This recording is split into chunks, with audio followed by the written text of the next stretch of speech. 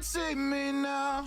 Hey guys, welcome back to the channel. It is Friday. We are here with another hobby video, and we are here with the last game of the match that we've done the last couple of weeks. This is our big finale of Hexaorb versus Eugene. So if you guys enjoyed the last two games, now you can finally see how the match finished out. If you guys enjoyed the video, please drop a like, subscribe if you're new. I do hobby videos every week. We alternate between Cardfight Vangaurd and Yu-Gi-Oh, and we are finishing out this match strong. So without further ado, let's jump in, let's check it out.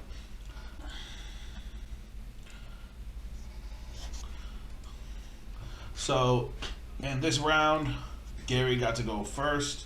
This is actually his first time going first in this set because he had lost the last round.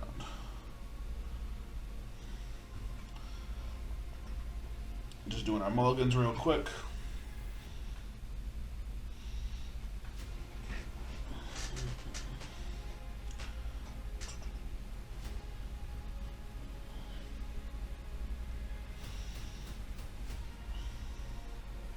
Alright, starting off, Gary discards to ride, but I didn't realize till this recording, Gary didn't draw for turn, so he's actually going in with a -1. We discard a perfect card to ride grade 1, and we get to draw because of our starter. So we're already starting with a +3 on him because of our drive check too. But it's okay, Hexaorb likes to draw cards. Discards grade 1, rides grade 2, gets to draw because of his grade 1 skill. Calls another copy of the grade 2 to peek at the top card of his deck and stack from top and bottom. He leaves on top, signaling a trigger. I decide to guard. I guard with a 15k for a no pass. I kind of want to keep my damage to a minimum because my hand is actually all offense at this point.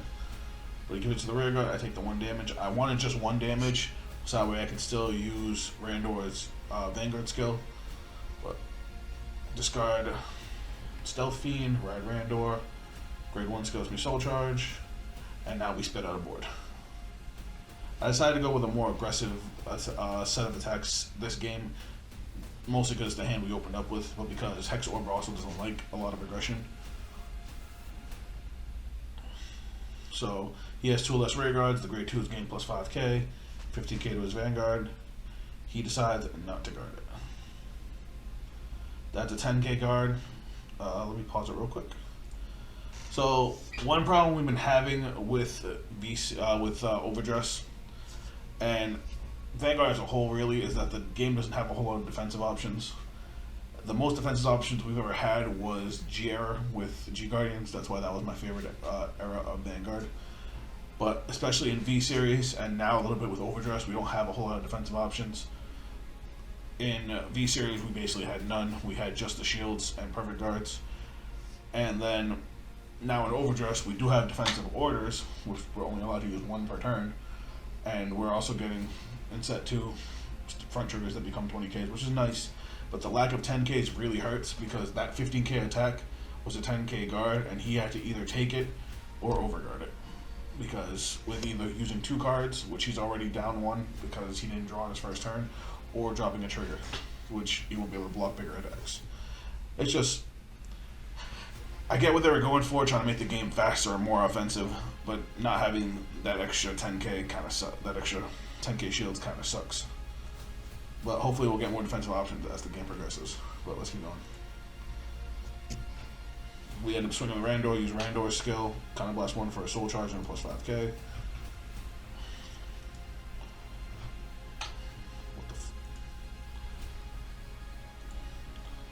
No trigger, he takes the 1 damage, and then we swing with our last attack, which is 23,000. He also takes that. Oh no, he blocks that. He blocks that with a 15k. See, he doesn't feel so bad because that was actually a 15k guard. I'm sorry, I'm trying to get rid of this time bar at the bottom. We might be stuck with it.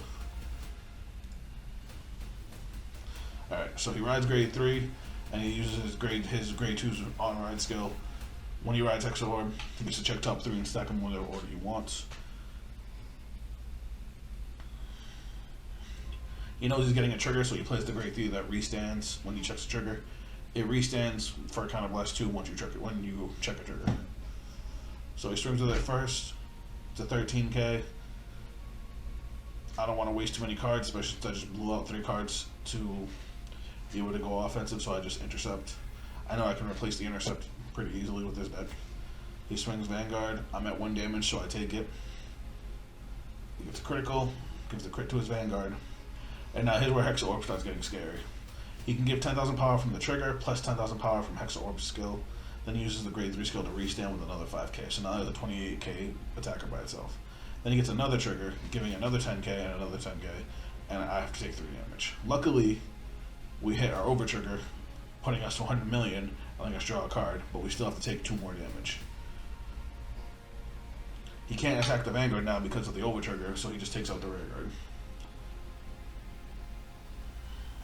I was pretty happy to hit the over trigger because we would have been in a really bad spot if, otherwise. And now here's where Eugene gets to come in and actually do some cool guy stuff. So we use Randor's on-ride skill to draw a card and put a card from the drop in the soul. We call Stealth Fiend. We rest the 2 to use Eugene's skill to retire a rear guard. Eugene gains 10k. And then we use Nigel's skill to retire the other rear guard. Now, I want to talk about one more thing. As you guys know, by the time this video comes out, set 2 will have just dropped. And a lot of people are talking about replacing Nigel with the new Grade 1 Idris. And truth is, I don't really like Idris. I just want to talk to you guys about it real quick. I want to rant a little bit. Idris' skill as a Grade 1 is a Counterblast 1. When you retire an opponent's rear guard during your main phase, you can activate its skill once per turn. You can either give him an additional 10k, which sounds nice, or you can move him into the soul to retire one of your opponent's Grade 2 or greater rear guards.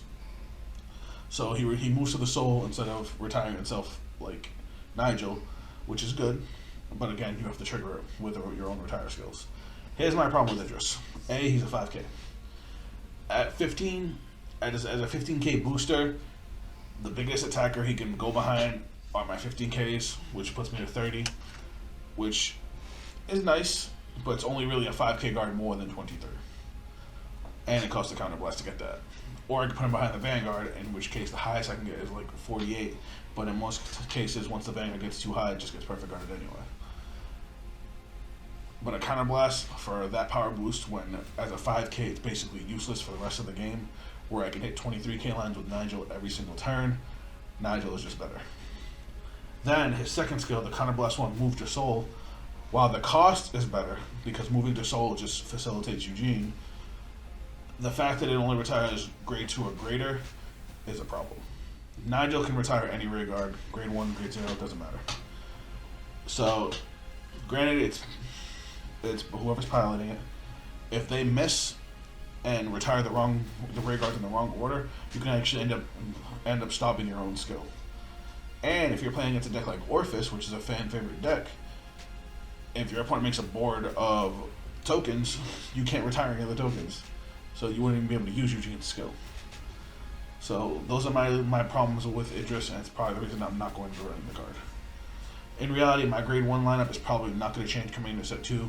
A Grade 2 lineup, however, that's a different story. But let's move on. Alright, so we retired his 2 rear guards, and now we're using Eugene's skill. He has an empty board, so we get to check top 5. So blast 5. Now, we don't want to play anything from our hand. Our hand's hurt and we only got 5 cards. So we decided to still call out everything that's here, even though it's kind of meh. So we have 2 8k Grade 1s and 3 triggers. We call the 8ks, we call the triggers, because those are still 13k lines, they can still hit. We swing Vanguard, we get a front trigger, and now this crappy ass board actually means something, because now those are 23k lines. And then we hit a second front trigger. Pausing. I know this is a lot from just the Eugene point of view. I wish Gary was here to give you his point of view from Hexaorb, but I don't run draw triggers in this deck because of the fact that it can just spit out a board with no hand. I do, however, run the front triggers because Eugene does not give his rear guards power. He can power up himself a little bit, but the overall power of the deck is very lacking. Front triggers allow you to do stuff like this. You make a crappy board, you can still push really, really hard because now those are 33k lines, and my opponent only has, I think, 3 cards in hand at this point. So that is actually very silly. Let's continue. So he took the Vanguard attack. He did gain 10k. Well, those are still 33k lines to a 23k Vanguard. They're still 15k cards apiece. There's only so many triggers in the deck. He does guard that one. And then he takes that to go to 4. Considering all the triggers he had in hand, I think he should have guarded that, but that's just me. It was smart the way he did it, though. I'm going to pause it again. If you actually look at the order of my attacks, I swung with the Tensa Steed column first, and he chose to guard it. He wanted to go to 4 regardless, because I don't actually know why he wanted to go to 4. But regardless, he went to 4. He knew he was going to take one of the attacks, but he guarded the attack with Tensa Steed as a booster. That was actually very smart, because otherwise I would have been able to get the grade 3/4 Persona Rod. He guaranteed not doing that, because normally, if your opponent's sort of with a rear guard, you want to take it, hope for a damage trigger, so you have to guard less on the next one. But he guarded the right one, and went to end up going up to 4 after that. Let's keep going. Now he plays the grade 2, gets to check the top card of his deck, puts it to the bottom. The big thing is, he did not Persona Ride here. This is the one problem with the Hexaorb deck, is the fact that she needs to Persona Ride. Excuse me. If you don't Persona Ride, her skill doesn't work. You can't stack anything. You can't give herself triple drive. I assumed here he was getting a trigger because he ended up putting a card on the top, a card on the bottom. And even with Hexaorb, as long as you Persona Ride, even if you don't have the front or the crit to stack, you can still give yourself triple drive. With 3 cards in hand, I guard the Hexaorb for 2 to pass. He doesn't have a booster, so he can't pump up Hexaorb. I was a little scared when he hit the front trigger first, because now any trigger will break through, but he doesn't get a second one. Front triggers kind of eliminate the need to pick anything when you have to decide on giving it to Vanguard or rear guard. I decided to take this rear guard hit and go to 4, mostly so if I get a heal trigger it works, because now we're both at 4. I end up having the Persona Rod. Now my front row gains 10k. Again, without calling anything, I have 23k lines.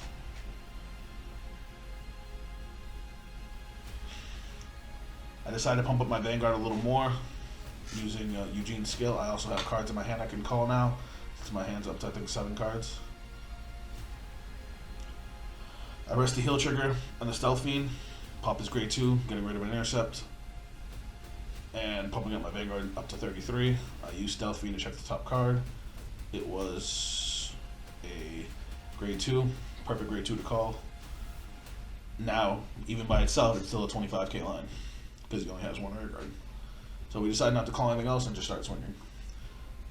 33, no intercept, he decides to take the damage. And our first trick is a Tensa Steed, and second trick is a critical. We give the crit to the Vanguard, the power to the grade 2, now becoming a 35k line, and he takes 2 damage. And that was the end. So, as you see in that game, I was able to out offense him by cutting down on his rear guards while maintaining pressure. It was just forcing me to drop a lot of cards that he wasn't drawing as fast as he needed to, or hitting as many triggers as he would have liked to. Hexaorb can get really scary once they start being able to stack their triggers, especially once they get Hexaorb out. But the fact that he missed that Persona Ride really, really hurt him.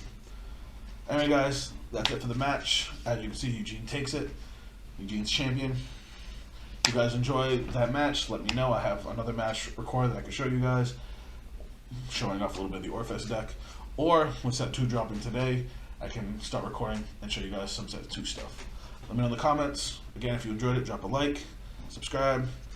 Next time, I'll try and get Gary to help me do some commentary. If you guys want to check me out on social media, those links will also be down below. But that's it for me, and I'll catch you guys tomorrow with another video. Later. I have a dream, that's all I need. I'll make it happen with some work and belief. know what I want, so I'll take it on. I've made mistakes, but mistakes make you strong. Let's break it down for a minute. I want the crown, I'm gon' get it. You hear me loud, man, I'm winning. Yeah, Charlie Sheen will be grinning.